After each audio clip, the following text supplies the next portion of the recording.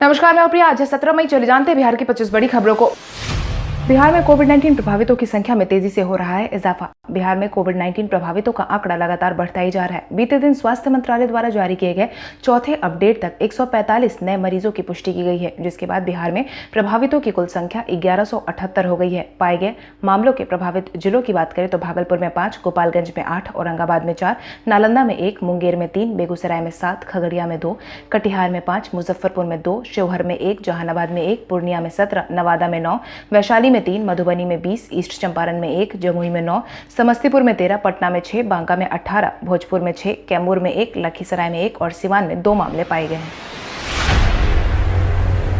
बांका जिले में एक साथ मिले 18 कोविड-19 पॉजिटिव। बिहार में कोविड-19 प्रभावितों की संख्या लगातार बढ़ती जा रही है। वहीं बांका जिले में भी एक साथ 18 नए मामले सामने आए हैं, जिसके बाद बांका में 32 मामले कुल मिलाकर अभी तक पाए गए हैं। मगर बीते दिन पहले अपडेट में संजय कुमार के द्वारा जारी किए गए में यह बताया गया है कि एक दिन में सबसे ज्यादा 18 मामले सामने आए हैं, जिसमें से ज्यादातर प्रवासी मजदूरों में संक्रमण पाया गया है। जिसके बाद स्वास्थ्य मंत्रालय प्रवासी मजदूरों के ट्रैवल और कॉन्टैक्ट हिस्ट्री की जांच करने में लगी हुई है। हालांकि स्वास्थ्य मंत्रालय ने यह भी साफ कर दिया है कि जिन भी लोगों में कोविड-19 पॉजिटिव पाया गया वह फिलहाल सभी के सभी आइसोलेशन सेंटर में रह रहे हैं। इससे बाकी सभी लोगों में संक्रमण की आशंका थोड़ी सी कम हो गई है।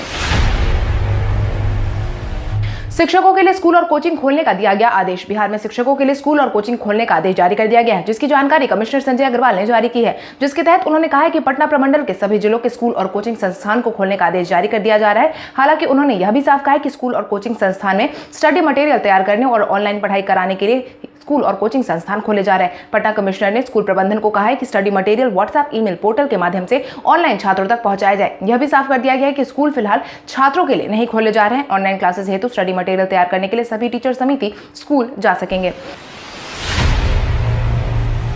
पटना में कोविड-19 प्रभावितों की संख्या पहुंची 100 के पार। पटना में कोविड-19 प्रभावितों की संख्या 100 के पार पहुंच गई है, जिसके बाद बढ़ते मामलों को देखते हुए पटना में 18 कंटेनमेंट जोन बना दिए गए हैं, जिसके तहत खाजपुरा बिजली गली, पाटलिपुत्र अंचल, चाणक्यपुरी मछली गली, राजा बाजार, आलमगंज थाना मोहल्ला, माखनपुर ईदगाह, अजीमाबाद अंचल, अशोक टावर मछली गली, शास्त्री नगर, बीपीएससी रोड के पास अवस्थित slum area, Pataliputra colony, house number 101, road number 1, Pataliputra colony, Jakanpur, Girirajpati Pratima apartment के पास, Rajiv Nagar road number 4, finance department colony, Shastri Nagar, Durga Ashram गली, प्रेम भवन के पास, Shastri Nagar, Sampatchak road number 3, Shivnagar bypass road, Khemni Chak bypass, Patna हवाई अड्डा थाना, BMP 14, Chandra Vihar colony, road संख्या 25, आशियाना दीघा रोड, राजीव नगर थाना के पास, पहला टोला, धनौत मानसरोवर अपार्टमेंट, मीठा कुमार रोड थाना, नौबतपुर बिरला कॉलोनी, फुलवारी गुमटी, शुंभकुंडा पंचायत नवती, एफसीआई रोड थाना, रूपसपुर प्रखंड, दानापुर, ग्राम महाराजगंज, बदलापुर पंचायत क्षेत्र थाना, नौबतपुर पश्चिमी जिला, जजेस कॉलोनी, आरपीसी मोड़ थाना, रसूलपुर प्रखंड, दानापुर देखा जामखारी मोहल्ला।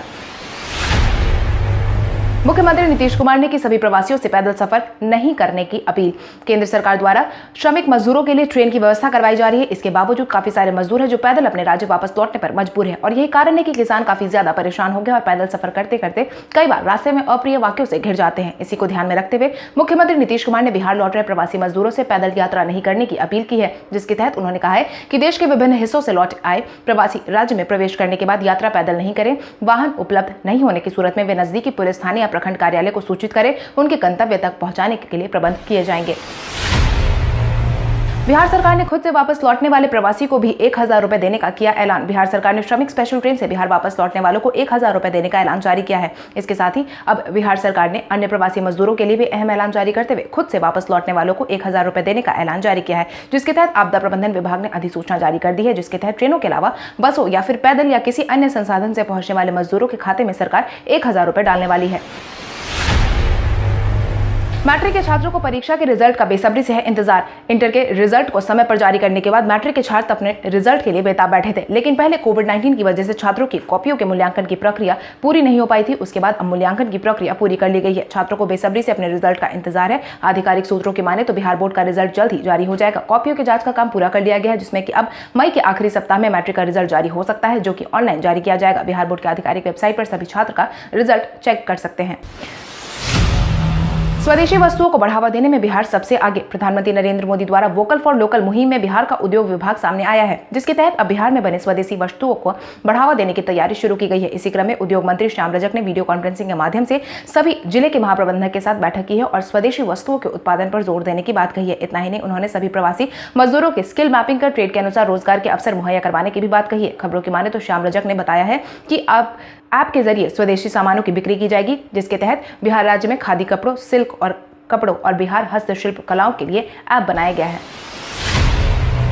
बिहार मुख्य सचिव ने 25 मई तक 12 लाख प्रवासियों के आने का किया दावा। बिहार मुख्य सचिव दीपक कुमार ने बिहार आने वाले बिहारी मजदूरों को लेकर बड़े ऐलान जारी किए हैं, जिसके तहत उन्होंने 25 मई तक बिहार में 12 लाख प्रवासी लोगों के आने का अनुमान लगाया है। उन्होंने आगे कहा है कि भले ही बिहार में प्रवासियों की आवाजाही जारी है, लेकिन प्रवासी यह ध्यान रखें कि सरकार उन्हीं लोगों को टिकट और पैसे देगी जो क्वारंटाइन सेंटर के नियमों का पालन करते हैं। नियमों का पालन नहीं करने वाले को सरकार राशि मुहैया नहीं करवाएगी। वहीं कोविड-19 के बढ़ते माहौल के बीच लॉकडाउन पर बयान जारी करते हुए उन्होंने कहा है कि बिहार में 31 मई तक बंद को जारी रखने पर केंद्र सरकार से बात हुई है, अभी इस पर फैसला आना बाकी है।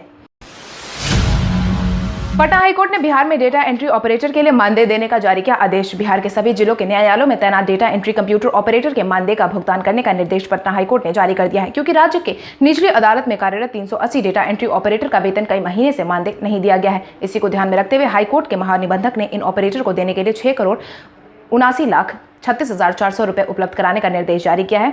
इसके अनुसार ही सभी लोगों को राशि मुहैया करवाने का निर्देश जारी किया गया है।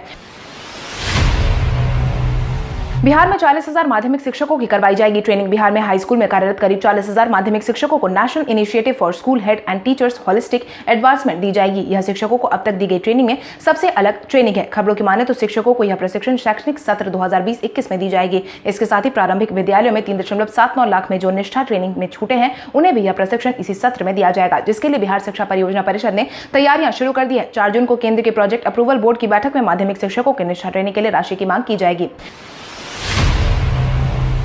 पटना के प्राइवेट अस्पतालों को मिला 24 घंटे का अल्टीमेटम। कोविड-19 के इस माहौल में आम समस्याओं से जूझ रहे मरीज कहीं ना कहीं पीछे छूट जा रहे हैं, जिसके बाद सरकार ने निजी अस्पताल, नर्सिंग होम, क्लिनिक, फार्मेसी और डायग्नोस्टिक सेंटर नहीं खुलने पर कई बार संस्थानों को अधिसूचना भी जारी किया था, लेकिन सभी अस्पतालों ने जैसी नाक कान मुंह बंद करके सरकार की नहीं सुनने की ठान ली है, जिसके बाद स्वास्थ्य विभाग ने ऐसे संस्थानों को 24 घंटे के अंदर अपने संस्थान को फिर से कार्यरत होने और उपलब्ध कराने का निर्देश जारी किया है। अगर ऐसा नहीं होता है तो उनके खिलाफ सख्त से सख्त कदम उठाए जाएंगे। इतना ही नहीं, डॉक्टरों के निबंधन को कैंसिल किए जाने की नौबत भी आ सकती है। आम, लीची, केला, टमाटर और मक्की की प्रोसेसिंग से रोजगार के अवसर बढ़ाने का लगाया गया अंदाजा। भागलपुर कृषि, बागवानी और सब्जी का बड़ा उत्पादक क्षेत्र माना जाता है। यहाँ पर अलग अलग प्रकार के फल और सब्जियों की पैदावार होती है। खासकर आम, लीची, केला और सब्जी में टमाटर, परवल, फूलगोभी समेत कई सामानों की सप्लाई दूसरे प्रांतों में की जाती है, जिससे यहाँ के किसानों को उत्पादन का सही दाम नहीं मिल पाता है। वहीं बीते 10 साल से भागलपुर औद्योगिकी क्षेत्र में रोजगार धंधे के अवसर को बढ़ाने के लिए भागलपुर के किसान, व्यापारी और उद्यमी मेगा फूड पार्क का सपना देख रहे हैं। बंद के बाद वापस लौटे मजदूरों का हुनर भी इसमें इस्तेमाल हो सकता है। आर्थिक पैकेज के हिस्से को भागलपुर में खाद्य प्रसंस्करण उद्योग स्थापित करने में इसका इस्तेमाल किया जा सकता है। सिर्फ इतना ही नहीं, इससे रोजगार व धंधे के अवसर भी पैदा किए जा सकते हैं। जानकारों की माने तो फूड प्रोसेसिंग कराने का उद्योग स्थापित किया जाए तो भागलपुर की सूरत ही बदल जाएगी और कामकाजी महिलाओं का काम, युवाओं को रोजगार और किसानों को उनके उत्पादन का सही दाम मिलने लगेगा। बिहार की जीविका दीदियों ने बनाए 27 लाख मास्क। कोविड-19 के बढ़ते प्रभाव के कारण जीविका दीदियों ने कोविड-19 के समय में अपने स्तर पर लोगों की मदद करने में लगी हुई है। मास्क की मांग को देखते हुए जीविका समूह ने अपनी पूरी ताकत लगा दी है, जिसके तहत अब तक जीविका दीदियों ने पूरे बिहार में मास्क बनाकर बांटे हैं। खबरों की माने तो जीविका दीदियों ने कुल मिलाकर 27 लाख से ज्यादा मास्क का निर्माण किया है, जिसकी जानकारी दानापुर का प्रोजेक्ट देख रहे राजेश कुमार ने साझा करते हुए यह बताया कि सिर्फ पटना जिले में ही 1,70,000 मास्क का निर्माण हुआ है और इस निर्माण कार्य में जीविका के 250 से ज्यादा सेंटर शामिल है। वहीं कुल मिलाकर अब तक जीविका दीदियों ने 27 लाख मास्क का निर्माण किया है। स्वास्थ्य मंत्री मंगल पांडे ने राज्य में 453 व्यक्तियों के स्वस्थ होने की कही बात। इस समय कोविड-19 ने बिहार की परेशानी बढ़ा रखी है, मगर बिहार का स्वास्थ्य मंत्रालय लगातार इस बात का दावा कर रहा है कि बिहार में भले ही कोविड-19 के मामले लगातार बढ़ते जा रहे हैं, लेकिन ठीक होने वालों का आंकड़ा अभी भी ज्यादा है। बीते दिन स्वास्थ्य मंत्री मंगल पांडे द्वारा जारी किए गए आंकड़ों के अनुसार बिहार में उन्होंने 453 लोगों के स्वस्थ होने की बात कही है। वहीं बीते दिन बिहार में स्वस्थ होने वालों का आंकड़ा 440 था, जिसकी जानकारी स्वास्थ्य मंत्री मंगल पांडे ने खुद अपने ट्विटर हैंडल से साझा की थी।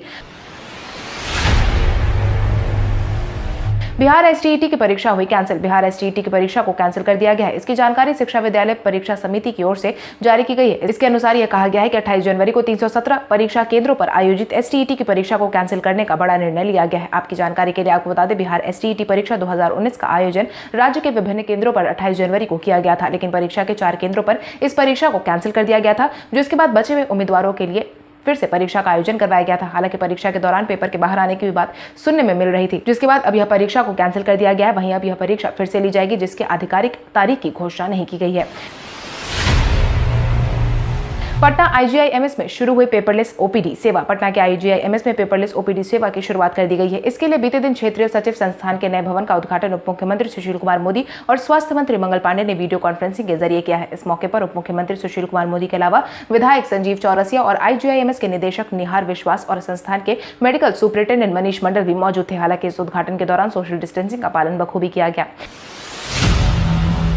बिहार के क्वारंटाइन सेंटर में मिलेगा 2 टाइम का पौष्टिक खाना। बिहार के क्वारंटाइन सेंटर में बार-बार खाने को लेकर शिकायतें सामने आ रही है। वहीं प्रवासी मजदूरों के लिए प्रखंड से लेकर पंचायत व गांव स्तर पर बने क्वारंटाइन में प्रबंधन विभाग ने आदेश जारी करते हुए रोजाना दिए जाने वाले खाने की रिपोर्ट मांगी है, जिसके तहत प्रधान सचिव प्रत्यय अमृत की ओर से भेजे गए पत्र में किसी भी कीमत पर बासी खाना नहीं दिए जाने को कहा गया है। खाना सहित प्रवासी श्रमिकों को होने वाली किसी भी परेशानी से संबंधित शिकायत मिली तो अधिकारियों को चिन्हित कर उनके खिलाफ सख्त से सख्त कदम उठाए जाने की बात भी कही गई है। वहीं अधिकारियों ने सुबह का नाश्ता देने का भी आदेश जारी किया गया है।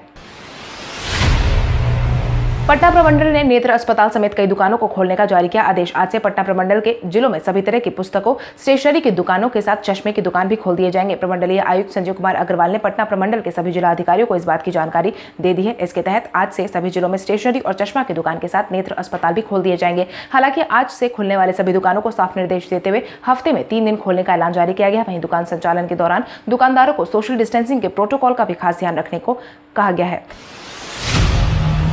मजदूरों को लेकर बिहार सरकार के फैसले का शाहनवाज हुसैन ने किया स्वागत। कोविड-19 के इस माहौल में प्रवासी मजदूरों को बिहार सरकार जोर शोर से वापस लाने का काम कर रही है। वहीं वापस बिहार लौटने वाले प्रवासी मजदूर बार बार एक ही बात को दोहरा रहे हैं कि बंद के बाद भी वह बिहार से वापस नहीं जाएंगे। वहीं इस मामले में पूर्व केंद्रीय मंत्री शाहनवाज हुसैन ने बिहार सरकार के फैसले का स्वागत किया है। उन्होंने कहा है कि बिहार सरकार ने तय किया है कि जो मजदूर बिहार वापस आ रहे हैं उनको उनके हुनर के हिसाब से बिहार में रोजगार दिया जाएगा। यह बहुत ही सराहनीय कदम है। पूरे देश में जो इंडस्ट्रीज में कार्यरत ज्यादातर मजदूर बिहार के ही हैं, उन्हें बिहार में जाकर उद्योग लगाना चाहिए।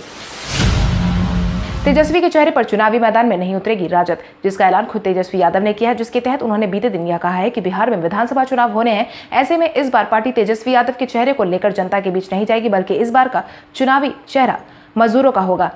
तेजस्वी यादव ने प्रवासी मजदूरों के मुद्दे को लेकर चुनाव में जाने का मन पूरी तरीके से बना लिया है और यही वजह है कि तेजस्वी ने अपने ट्विटर हैंडल का प्रोफाइल फोटो भी प्रवासी मजदूरों के नाम कर दिया है। वहीं प्रवासी मजदूरों को अपने साथ जोड़ने के लिए ऑनलाइन मुहिम भी शुरू कर दी है। पार्टी के नेताओं और कार्यकर्ताओं को कहा गया है कि वह राज्य के बाहर से आने वाले मजदूरों को राजद के साथ जोड़े, क्योंकि तेजस्वी यादव को ऐसा लगता है कि मौजूदा केंद्र और राज्य सरकार से नाराज प्रवासी मजदूर उनके लिए चुनाव में लाभदायक साबित हो सकते हैं।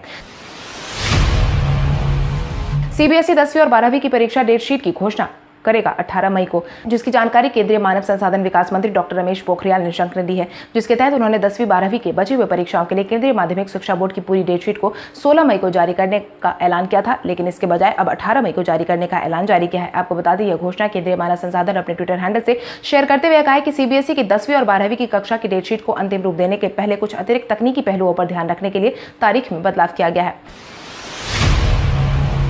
वित्त मंत्री निर्मला सीतारमण ने पैकेज की चौथी किश्त में कोयला, रक्षा उत्पादन और विमानन में सुधारों पर दिया जोर। वित्त मंत्री निर्मला सीतारमण ने बीते आर्थिक प्रोत्साहन पैकेज की चौथी किश्त ढांचागत सुधार को बढ़ावा देने और रोजगार सृजित करने के उद्देश्य से जारी किया है, जिसके तहत उन्होंने कोयला क्षेत्र के लिए 50,000 करोड़ रुपए घोषित किए हैं। खनिजों के 500 ब्लॉक की नीलामी किए जाने का ऐलान किया है। रक्षा उत्पादन में एफडीआई की सीमा 49 से बढ़ाकर 74% कर दी गई है। ऑर्डिनेंस फैक्ट्री बोर्ड का कॉर्पोरेटाइजेशन करने का ऐलान जारी किया गया है। वहीं केंद्र शासित प्रदेशों में बिजली वितरण कंपनियों का निजीकरण करने का ऐलान समेत कई अन्य बातें कही गई हैं।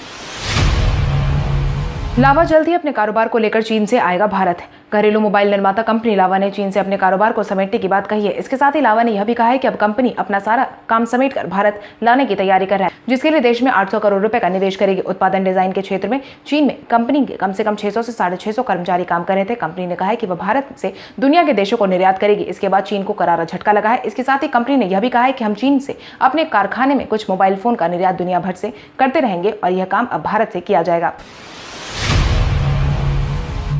विराट कोहली ने लॉकडाउन के बीच जारी किया वर्कआउट का वीडियो। देश भर में कोविड-19 के कारण बंद का माहौल है। ऐसे में तमाम तरह के जिम भी बंद चल रहे हैं, जिसकी वजह से वर्कआउट करने वाले सभी लोग अपने घर पर ही सारा समय बिता रहे हैं। वहीं इसी बीच भारतीय टीम के कप्तान विराट कोहली ने जिम की सुविधा नहीं होने पर अपने आप को कैसे फिट रखे, इसका वीडियो जारी किया है। विराट कोहली ने अपने इंस्टाग्राम पर 2 वीडियोज अपलोड किए हैं, जिसमें विराट एक छोर से बेहद तेजी से दौड़ते हुए करीब 50 मीटर लंबे लेन को पार करते हुए जमीन को छूकर वापस आ रहे हैं, जिसको देखने के बाद कई सारे फैंस ने अपनी तरह तरह की प्रतिक्रियाएं दी है। साथ ही फिट रहने के इस तरीके को भी सराहा है। कल हमारे द्वारा पूछे गए सवाल का जवाब आप में से बहुत सारे यूजर ने हमें कमेंट करके दिया था, उसके लिए आपका बहुत बहुत धन्यवाद। आप में से जिन यूजर का कमेंट हमें अच्छा लगा है उनके नाम है आलोक कुमार, अमरनाथ कुमार, प्रेम कुमार, शिव प्रताप सिंह, अजय आलोक, धनंजय कुमार, श्रुति सिंह, साधना कुमारी, सुरभि कुमारी, GK फिल्म्स, अदनान सिंह, पीयूष कुमार। इसके अलावा हमारी टीम को और भी लोगों के जवाब अच्छे लगे, मगर समय के अभाव के कारण हम उनका नाम नहीं ले पाए। लेकिन आप हमारे सवालों का जवाब देते रहे, हम कल आपका नाम लेने की पूरी कोशिश करेंगे। तो चलिए बढ़ते आज के सवाल की ओर। आज का सवाल कुछ इस प्रकार है। आपके अनुसार केंद्र सरकार द्वारा वोकल फॉर लोकल योजना के तहत स्वदेशी सामानों के इस्तेमाल की मुहिम बिहार में कितनी कारगर साबित होगी, कितनी नहीं?